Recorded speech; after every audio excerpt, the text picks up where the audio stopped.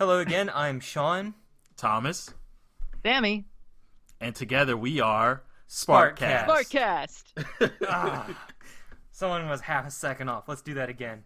Thomas, go. And together we are Sparkcast. Sparkcast.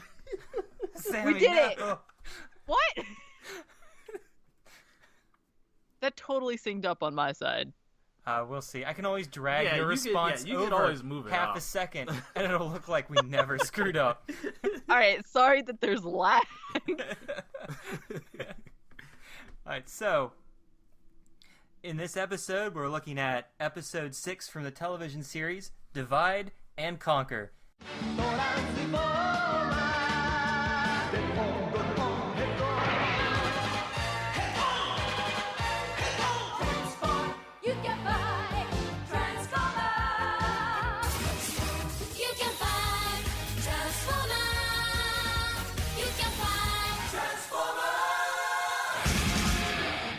Does anyone want to summarize the episode for 30 seconds or less?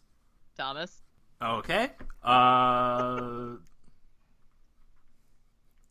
Well, I guess with this episode, this is definitely the first episode where I kind of had to change my expectations around a little bit, because it was just unlike the previous episodes, this one seemed pretty epic with its battles and stuff like that. So that was the beginning of the episode where they're all fighting.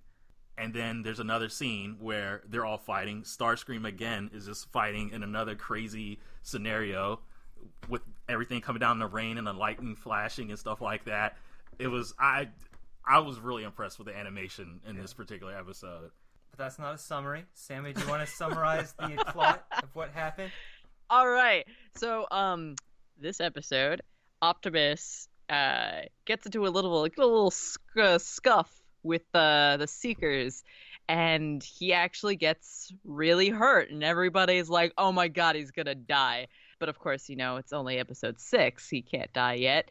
And so they're like, Ratchet's like, "Man, all right, we're gonna fix our boy." And I can't do this in 30 seconds. I'm so sorry. And he realizes, oh my God, we need this part that's from Cybertron, and guess we're gonna have to go raid the Decepticons for their space bridge to go to Cybertron and get the part and then save Optimus. So they do, and yay! Then Optimus comes back and he's alive, and he's like, all right, time to defeat all of the Decepticons by myself because nobody else can do it. No, it's not just that. It's the morale he inspires by coming back from near death, encouraging them all to fight again. No, none of them fought again. It was just Megatron versus Optimus. Yes, which is what you need every some episodes. At least they keep their battles, when they fight, it's not like every episode, and when it is, it's not always the entire 5 minutes, so that it's just, repetitive every time. Yeah. No, this one was 2 minutes, and Starscream being a sassy muffin, I'm not gonna help you, Megatron. The heroic Autobots are led by Optimus Prime. He's more than meets the eye. He's a robot in disguise. Season 5, Generation 2, and the Japanese version. So, the Japanese cut, unlike most episodes, this just cut out an entire minute-and-a-half scene rather than making small cuts throughout. After they get from the acid rain, it just cuts out their entire adventure going back to Earth. Oh, they're just back. Yeah, they're just back. So Alright. you don't get to see Shockwave get, beat up again as they pass him. So That was so pathetic. Oh. You're not getting away functional. Drives completely off into the bridge and leaves. Also, this is the first episode that was not in Generation 2. It was neglected from the history of the cybernetic space cube. Such It's a fine. loss Nobody really needed it. to the universe. Another reason not to like the Space Cube. Me, Grimlock, no like you. So, Thomas, Humans versus Decepticons, round 3. First it was rocks, then it was regular guns, and now the humans have laser guns. How effective were they? It didn't seem very effective at all, as usual. I don't know. You think that they would be able to come up with some kind of weapon that would be effective, but I guess it really hasn't been established in this particular point of time where the humans are, or I should say the government, the militaries around the world are well aware of what the Transformers are, so they probably haven't created any weapons or anything like that. Well, they have giant wanted posters that say, be on the lookout for these Decepticons, you know? Oh, do they? Yeah, oh, at the beginning of the episode. Like, Decepticon, the enemy. I think science is a weapon. Sure, science them. Oh. For, or I guess technologically, I get the wheelchair bro just being like, I'm gonna use all my hacking skills to help the Autobots, which doesn't make any sense, but I'm gonna go with it. I could use your technology better than you can. I'm like, what? It's like, oh, Optimus is doing this so wrong. I'm going to do this. I'm like, no, you can't. Like, I was like, what the heck? What the heck? But no, I did like that there was a lot of drama in this episode. You actually, like when I was a kid, it's like, oh no, Optimus is going to die. These are high stakes. And they go on their first real adventure to Cybertron, though I do think it was kind of underutilized since it's only in the middle of the episode. But I did like the final battle between all these, like the entire, at least more than half of each side from the Decepticons and the Autobots fighting. It was pretty fun. Yeah, for sure. I do wonder, though, how... I still don't remember what the wheelchair guy's name is, if anybody wants to remind me. Wheels. What? No, I'm just kidding. His name is Chip. Okay, Chip. Chip Chase. Chip is something I can remember. Chip isn't affected by the acid rain. Oh, it's a particular... metal acid rain that only melts metal, and you know based on the biometric structure of our skin that is made of bullshit. Oh my god. I love how you're explaining this away. So, okay. I had a conversation with my friend once about the Transformers movies because I wasn't watching them, and he said Optimus Prime shoots a Decepticon and kills him. He wasn't holding a weapon. He wasn't fighting him, just kills him in cold blood. I was like, Optimus would never do that. And in this episode, Optimus kicks Megatron off the cliff and starts shooting him multiple times while he's on the ground. I'm like, oh my god. I mean, that's Megatron, though. Like, They almost it. killed him. He was almost done. Okay, I think he kind of was justified in a way. Did you guys see that this is the one and only time we will ever see the actual superpower from the camera guys? You know how everyone has a superpower or a weapon that does something. Or specialty. Yeah, so the 3 camera guys, they can make a giant blinding light that stuns people for like 30 seconds. And that's the only time it's used ever. What about being in 2 different places at once? Even though they're supposed to be one, it's supposed to be one Transformer. yeah, one guy's up in helping Shockwave, but somehow all 3 are down there to combine into the camera. Even though initially it was just 2 guys and one got sent away, but somehow they made a third. They just replicated a third one because we always have to be 3. They have all these cool powers, and yet none of them are actually used effectively. It's like the Hound Mirage combo that should just be used every episode. So I guess watching this episode and not knowing too much about G1 and all that stuff, I have another question about just continuity. Okay, ask away. So clearly the Transformers, the Autobots and Decepticons, they left Cybertron, got in a battle, and crashed on Earth. And the crash put them out of commission for millions of years. Mm-hmm. Then they wake up millions of years later. But apparently Cybertron is still kind of active. At least Shockwave is there. And it hasn't been displayed anywhere else that there were other Transformers and still somewhat of a functioning society besides Shockwave. But now in this episode, Shockwave's there. It was already weird that he's still alive and he didn't just die from not having the Energon. Didn't go insane being by himself. Being just lonely. Like, Megatron's not there to tuck him in at night.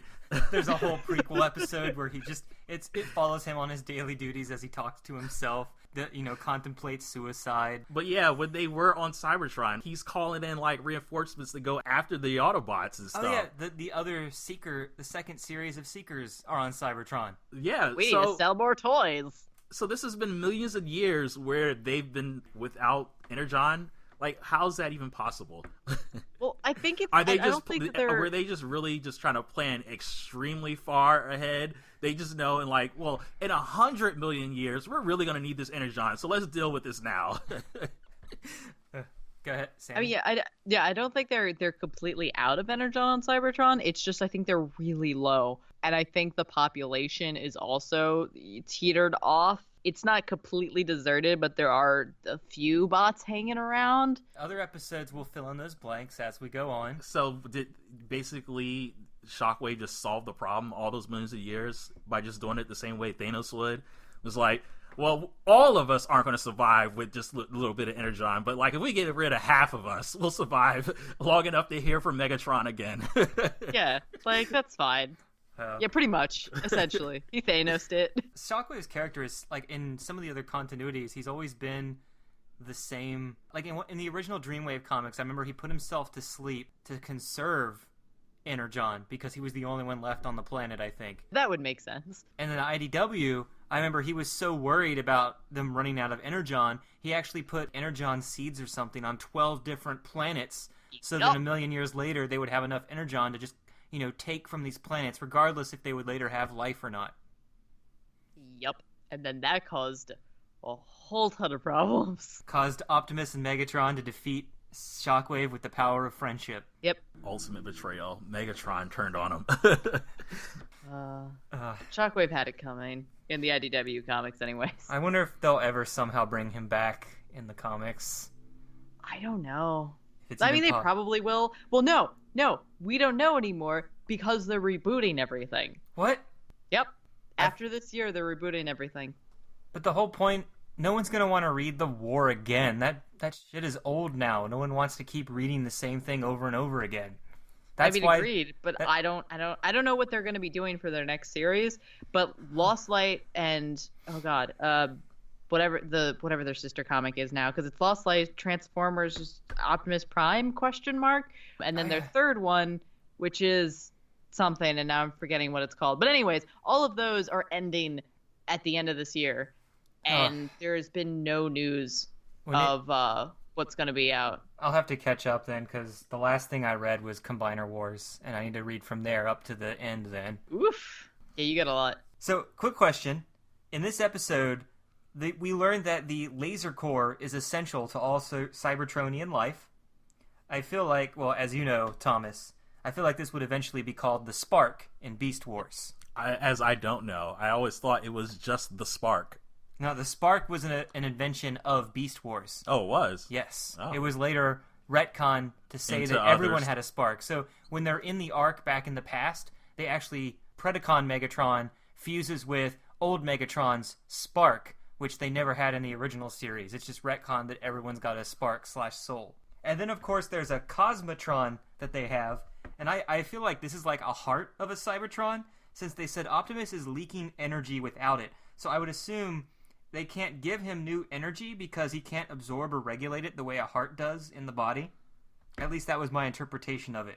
Of course, what this means now, if anyone ever gets their laser core or cosmatron damaged, no Autobots can be fixed anymore and they'll die. Because the last one was in his workshop on Cybertron. Oh, great.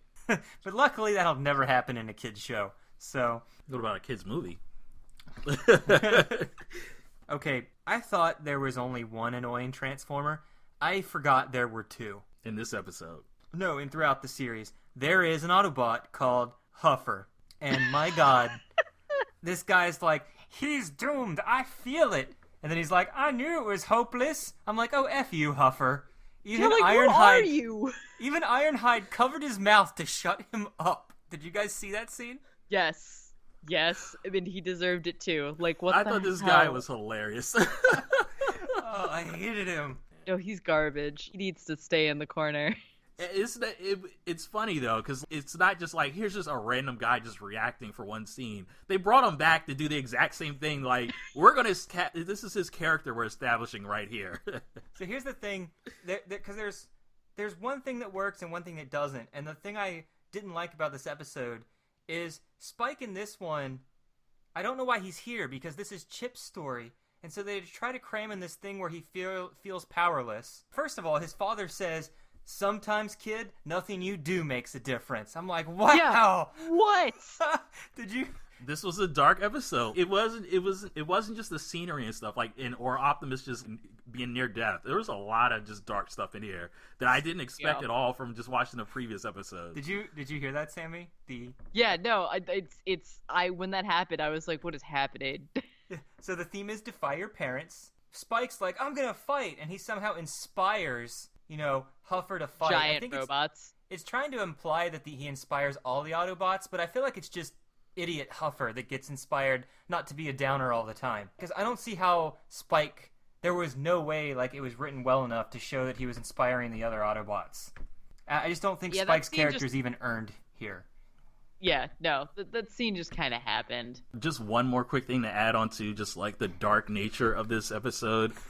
Whenever all the Autobots were huddled around Optimus on the table as he was dying, Laserbeak sneaks in and Megatron just has him like, just go in there and kill him. So he gets in there and he tries to kill him with some kind of knife or something, but he does hit him, and like fire is just erupting from Optimus' chest. And he's just like, here's this crazy, this ongoing explosion that's lasting several seconds just coming out of Optimus. It's like, man. So I didn't like how in the ending, after the return of Optimus Prime and his near death, I didn't like the very ending. Sorry, what I meant to say is I didn't like the very ending where they just say they had this great victory. Optimus rose from the dead, defeated Megatron, the battle's won. How does the episode end? They'll be back, son. Sad music. I'm like, Jesus. They should have at least had Optimus come by and say, and we'll be ready for them. And have a more uplifting ending. Even if he said something stupid like, Well, he actually did say something stupid. He let them go. That was stupid. Even though Megatron was making it completely obvious, like, we're going to come back. And Optimus is like, all right, that's fine. We'll let you off the hook anyway. Like, come on. You had them. Well, no, we're the good guys, though. We don't kill anyone. You could restrain them. I mean, yeah. Look, so where are they going to put them? Sammy, can I get you to speak Chip's influential sentence line? Sure. Okay, can you say it with a squeaky voice, just like Chip does? Sure, you're gonna have to send me the line, though. Oh, it's, no one's ever truly disabled unless they've got courage. Jesus Christ. Come on, everybody gets to say this once. No one's really... I don't remember the line, actually, at all. Oh, wasn't that memorable? No. It hurts me to say that line. Is really what's going on. Disabled unless you've got courage. As long as he has courage. No one's ever truly disabled if you've got courage. Thomas, you want to say it too in a non-cool way? No one's ever disabled as long as he has courage. Let's all just be like generic anime characters. But then he had another, like, just stupid one-liner right after that. Transform and roll for his life. Chip said that while they were fighting just to save Optimus. Oh, yeah. To, like, hold them off and whatever. And the way, oh my god, the way Chip enunciates is, like, not like the way a normal human enunciates. Because now I remember that line, and he doesn't enunciate it. He's like, and roll out for his life, or something like that. Look, he's trying. I'm like, I guess it's a guy trying to be a kid voice, you know. Are you making fun of a disabled person? Hey, no one's ever truly disabled. So, I got what they were trying to do, but I think they actually kind of worded that sentence a little poorly. Because the Autobots are getting injured with acid rain. That's like saying, I know you've just got shot in the spine and can't feel your legs, but as long as you've got courage, you can walk right through that pain, fight off the gunman, and save the day. Can I also say that why didn't they put that shield up sooner? Why? They had the option. Hey, he was too injured to move. You know, it required, he had to, struggle to activate that shield, and he finally got it. Could have done it beforehand. They could have just waited outside of the rain, put on the shield, and then walked through. Like, they were like, we can't touch this rain. Immediately runs into it. Like, you've never been in a hurry? Forgotten to do something basic? Like, open an umbrella? You ever been like, oh man, I gotta get this medicine to my, my ailing aunt in the hospital, and then I, run into traffic, so, I don't know. I'm just thinking of really bad Spider-Man scenes where he runs into traffic and has to use spider sense to jump out of the way because he's so focused on not surviving. It's a great strategy, that not surviving thing. The last thing I want to say though is poor Shockwave. The Autobots don't even fight him. They just run through the building and ignore him. At least he got to shoot some Autobots though. I mean, I feel like he's really the person that needed to become a target master by the time season 4 came out. Yeah, I'm sorry, but he shot the ground. He did not shoot any of the Autobots. I hope that's the first scene just of saying. many where they just roll in and roll out, and he's just firing wildly, just missing all the while. Oh, that's not the last time we'll see that happening. Oh, God. So that segues right into stupid moments / Starscream's blunders. Don't tell me what to do. I'm not like the others. I do what I want when I want. Yay! There were so many. Yeah. Were there? Yeah, Were there? I was like, why are there... How? No, Okay. There weren't. I got 6 things. I have one thing that trumps all of that. Okay, go ahead.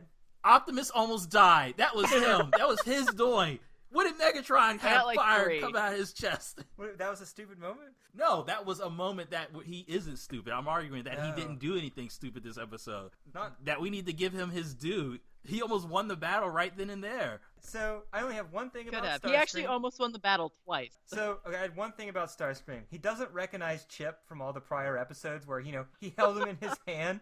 I don't know if it's just because he's an alien, so you can't really tell aliens apart. Or maybe it's just because they're so small, to them they don't have any discerning features. I mean, they do call humans insects.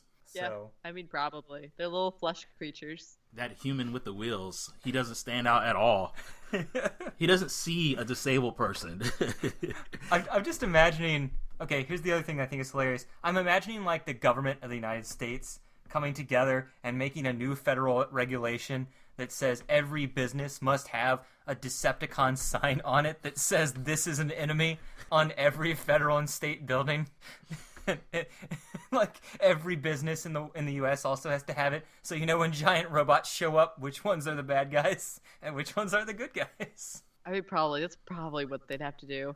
I mean, is there a giant Optimus poster that said, instead of enemy has a giant friend stamp on it? I hope there would be.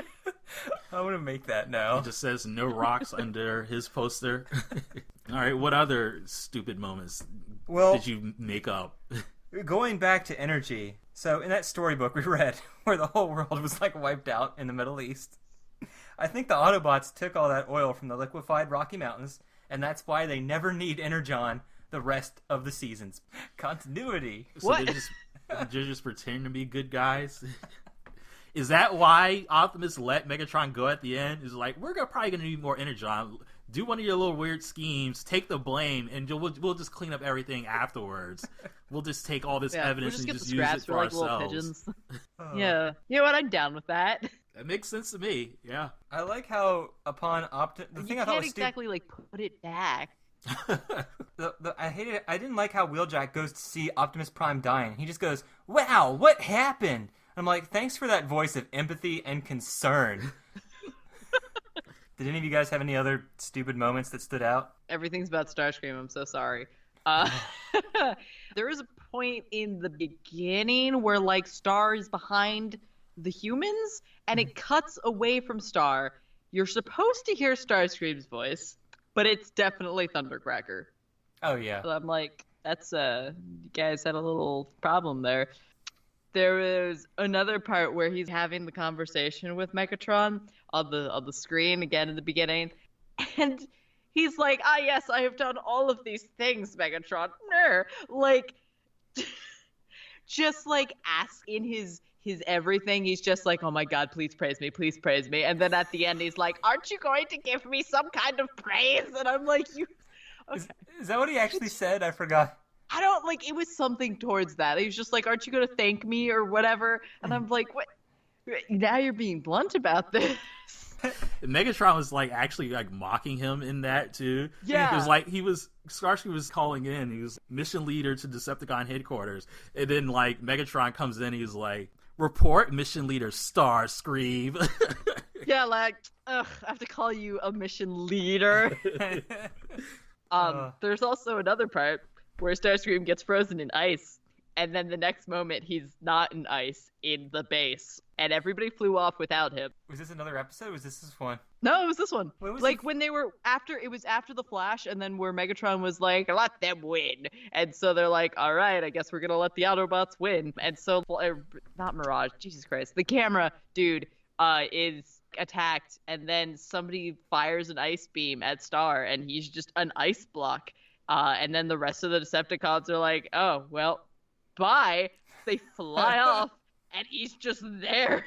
And then, like, we're back in the base, and he's just like, Megatron, man, we should totally fight the Autobots. And I'm like, how did you get here? When did you get here? And what a stupid plan that was, too. Let them win, and then not say, Shockwave, disable the space bridge once they've come through, or Tauntauns to guard it. Like, what kind of plan was that? Well, that's why Starscream should be the leader. A real leader would never. Those words would never come out of a leader's mouth. Let them win. Yeah, no. Starscream was ready to, like, fight people. They were winning. They could have just destroyed them. They were already shorthanded massively by not having Optimus. So I don't know. They were fighting camera guys, so I don't know if that guy really counts as a battle. No, I did think it was. I didn't like in the beginning how the excuse to bring Chip was, "Oh, my house from 4 million years ago is locked, and I don't know how to open it. Don't worry, I'm a human. I have outdated technology. I'll do it." That killed me, because I was like, I don't understand how you know anything about Cybertron technology. He's just a genius. He's been studying their Teletran 1 all day. And then I'm just worried. I'm like, wait, is Chip becoming that dreaded Marty Stew? He is. Absolutely. An anti-Stew is described as someone disadvantaged by society in a way that makes him weak or disadvantaged, but that weakness never comes into play. Because he's supposed to be disabled and in a wheelchair, but that has never come up at all. Anytime. That really hasn't affected him. It doesn't affect him at all. Well, I mean, it's good to show that, disabled people are useful. Like, that is good. As long as they have Could courage, they'll be useful. I have another bad theme idea for this. What if Chip is the white savior of the Transformer race? Oh my god, I never even thought about that. No. You're not going to be able to not think about that now. We have to see. I think he's only got 3 episodes left, though, so the writers just forgot to use him after. Like, I think he only shows up. So does Sparkplug or Spike take up that mantle then? Yeah, Spike's Spike's there forever. But he's the white savior role. Does he ever just save them often? Spike is useless. No, all the humans are useless. Yeah, unless you're Chip, you're useless. Dang it. I can't even argue against Chip because he has actually done, like, he has helped. And I'm just like, I don't like you, He though. hasn't just helped. He's saved them multiple times. Yeah. Because the previous episode, What's-His-Face would have died if he hadn't taken control of his body. I had all these episodes on VHS, like episodes 4 through, like, 7 or 8. So my experience, I just assumed growing up that Chip was just the main character. I didn't know he was only in 8 to 10 episodes total. So I mean, yeah, when you just said that he's going to be gone after a few episodes, that's surprising to me. I mean, yeah, why would they just get rid of him? I mean, he is a good plot device or whatever. so segue, is he the main character? No. Chip, this episode. No. He finds the space bridge with math, so stay in school, kids. He unlocks the Decepticon lock. He inspires the Autobots. But then again, Spike also inspires the Autobots somehow. I do feel like Chip is more of a main character than Spike, though. Or do you think Huffer is, because he went through character development because he decided not to, be depressive all the time and actually fight? None of these. I don't think there was. None of the above. I think there were multiple main characters. I have to admit that Chip is one of them, but I don't want to admit it. Oh, I was gonna say Chip and Huffer. Sadly, Huffer had a character arc, so I almost feel like that's not enough for being main character status, though. Like, you can have side characters that have arcs. It wasn't much of an arc. How can you have an arc, a developed arc with just like 3 lines? A lot can happen in 3 lines. I'm just gonna go with Chip on this one, and that's it. Okay, yeah, that's fair. That's fine. I guess. Yes. We all know that Starscream is truly the main character in all of these episodes, but I guess. So there were a lot of animations errors in this episode, weren't there? Yep. Optimus Prime got laser eyes, apparently, which he never uses again. In the final battle, there was a damaged shockwave inside the cliff. I was like, oh, wow, okay. Wow. Oh my gosh, I totally missed that. Yeah, I was like, a purple Autobot. Wait a minute. And then Optimus Prime laying on the table. Every time they cut scenes while he was being blown up by Laserbeak, it was like he has glass in the left side. No, wait, now he has glass in the right side. Now, wait, now he has glass in both. Now he has no glass in either. My eyes couldn't stop not focusing on it for like the whole minute it was doing that. So, yeah. Then there's the aforementioned issue with Reflector having 3 forms, one going to space, but then there's still 3 forms. I like how the humans were pulling Optimus Prime and lamenting about how if he could be repaired or not, but the animators leave Chip's expression as a smile right after he's finished, which contradicts exactly what they're talking about, and it stays on that for 5 seconds plus. And I'm like, why are you so happy this leader is dead? Chris is secretly just like, yes, murder Optimus, so I will become leader. I mean, he probably could take over if Optimus died, because they don't seem like they're going to put up much of a fight at all. They're just going to give up. He's going to hide in Optimus's head and be a headmaster and take over the Autobots from within. Sweet Jesus. He finally has his cyborg body. He doesn't need legs anymore. I got to go, guys. I'm going to write this fan fiction right now. I'll be right back. So any animation errors else that stood out? Yeah. Other than tons of Starscream, Skywarp, Thundercracker switch outs? Yeah. Also, just there were a lot of like blank stares that were happening. And I'm not like, I don't know if I'm just catching it now and that's just a thing in G1 episodes, but in this one it was like the same with the smile thing. That happened a couple of times ish. And I'm like, why are you look so dead in the background? It's because they didn't want to draw him anymore, so they just left a still image. Essentially. They're like, we give up. So really briefly, retcon. I assume that, later in the movie you'll find out Optimus has the Matrix in his chest. I just assume while he was being repaired, Ratchet reached in, took it, put it on a shelf somewhere, before Laserbeak came in and shot him up to hell. Yeah.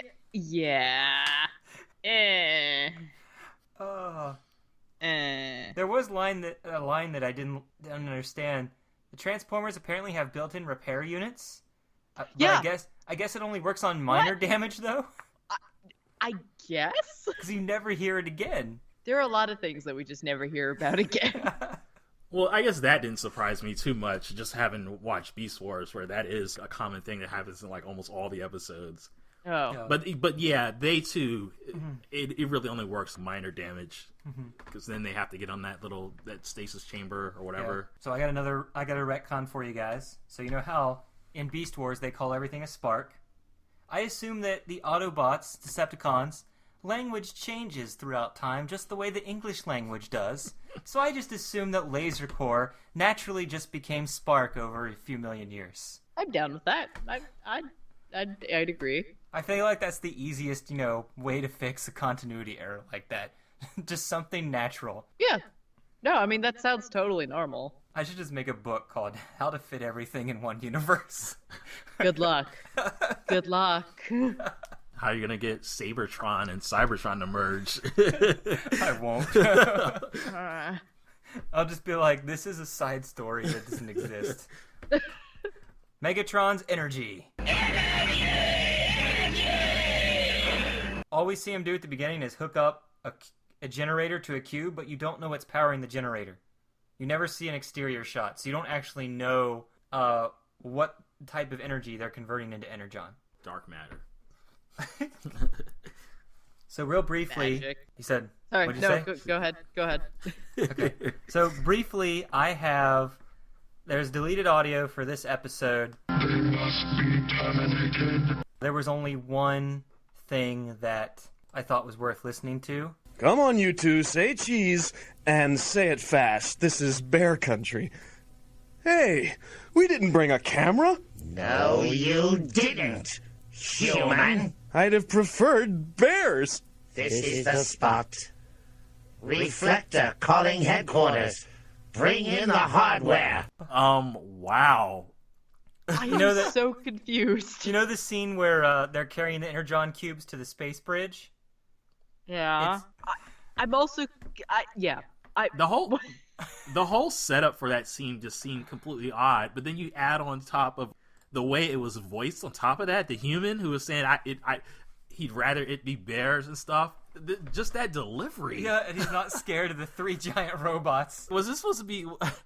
Yeah, like It was like it was so jokingly said. Was he supposed to have a look of fear on his face while he delivered that line? Wow, that seemed really weird. Why would Reflector just be sitting on the ground on some random campground? Maybe that's why they cut it. Someone thought the logistics through. Oh, somebody thought about something and cut something out of an episode? They didn't think about Wow. anything else in this episode to cut? logistics. What are those? So, we have 2 characters for this episode because it'll be really quick. So, the first one is Huffer. Just get him out of the way. That's what I wanted to do. Again, Huffer, like Blue Streak, 1 page for everything. But he didn't even get a main page and a secondary page like Blue Streak. It's all on 1 page. He's apparently an Autobot engineer. He's the purple, blue, and yellow construction bot who complains about everything and has a pessimistic outview on life. Not to be confused with Gears, who is the red, white, and blue Autobot who complains about everything and has a pessimistic view on life.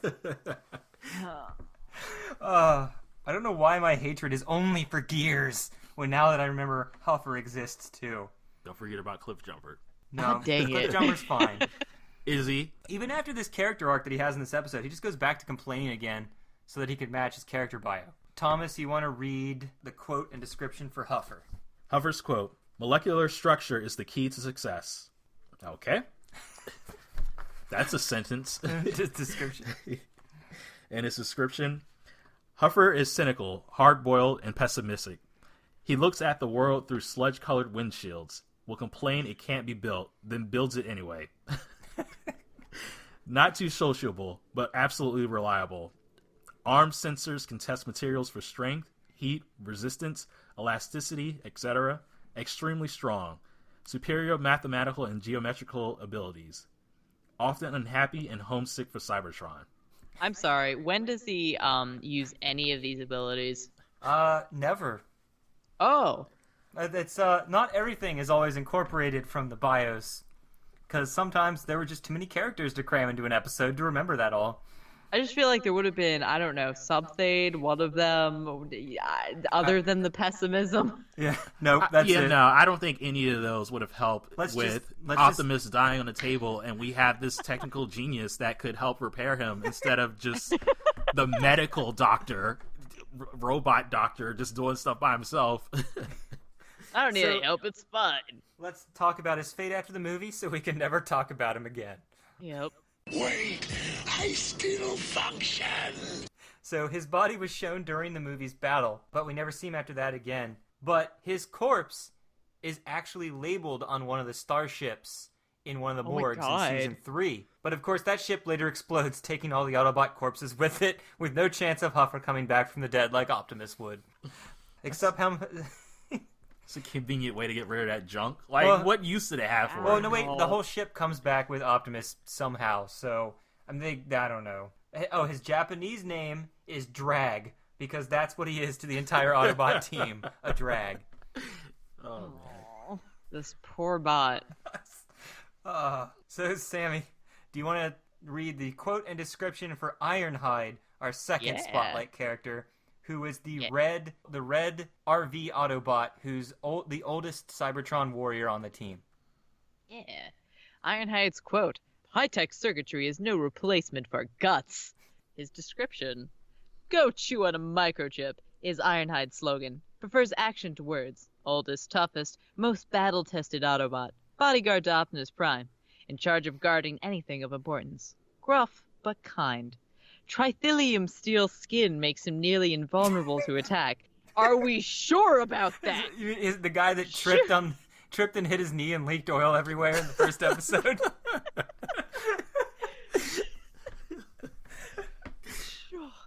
Shoots variety of liquids from super-cooled nitrogen to superheated lead. Has sonar, radar, and radio wave detectors. Slowest and most fragile of the group. Hold on. How is he the most fragile if he has trithelium steel skin? Well, I think they were trying to say that he's slow, but he's near invulnerable, so... No, that's not. It's fragile? no. What they're saying is literally the opposite of what they just said. There's no explaining that. Fragile emotion.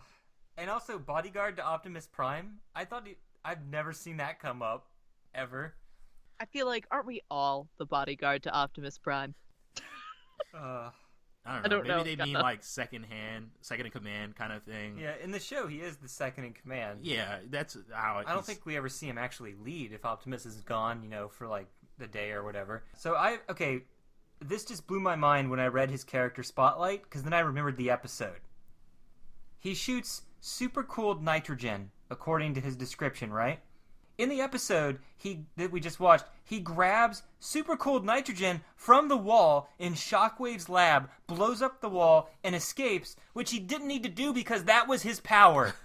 Somewhere along the way of passing notes from here to Japan, something got messed up in the translation, and they didn't know that it was actually supposed to be part of him, so they just added it to the wall. I did definitely notice that. I mean, I guess it did make sense that they could just grab that from the wall. I guess that's something that Shockwave would use to guard the space bridge. Yeah. I just think it's weird. He has so many powers. We saw him use a freeze gun. I think next episode he uses a sticky gun, and he had a water gun in a previous episode. How is he not the ultimate Transformer? Because he's he too keeps fragile. forgetting that he has these powers. So that's the real downfall. So, fun fact, his name comes from the detective show Ironside, and his personality came from the main character on that show, according to the creator. Huh. Did not know that. Also, Ironhide was one of 2 toys that were not from the line in Japan. He came from another line where humans drove the cars. So when it came to America, they took the human out, and everybody got a sticker of Ironhide's face that they put on the glass windshield when he transformed. I am not even kidding. Huh. So, him and Ratchet were the only 2 that were released like this. To get a sticker? Yeah. And for some reason, he was sold in the U.S. before Transformers in a black version, before they knew they were going to make him into the show. Why? I don't know. It's like from a separate agreement, like getting toys over here before they knew they were going to make toys with some of the same characters or others, like kind of the way Shockwave also, because that also happened to Shockwave. He was sold before the show. Maybe they really cared about the lore, just had to make sure that he was the oldest Transformer. Sammy, you want to read his fate after the movie? Sure. So, he's one of the oldest Autobots, but one of the first to die on the ship that was heading Autobot City, and Megatron blows his brains out. Yeah, that was that first shot, wasn't it? Yep. His grave's also later found in the same Autobot graveyard ship as Huffer. He was later drawn to Headmasters in 2 episodes as an error. The movie still wasn't out in Japan when Headmasters was airing. But then the Japanese comics have him alive and well, so do the fan-made comics after the movie. So he's okay. He's all right. Look, Ironhide was cool. He did not deserve to die like that. Yeah. I just he always talks like a southerner. He's a good boy. He's like, now wait just a darn tootin' minute. It's like, that looks like a Decepticon. I'm gonna shoot it with water. Yeah. Oh, I forgot. Water doesn't do anything to us. So, any last thoughts on Huffer or Ironhide, you guys? No? Well, all right. So I guess we'll end this episode. So thanks for listening, everybody. And signing off here, we're Sean. Thomas. Ultra Samus.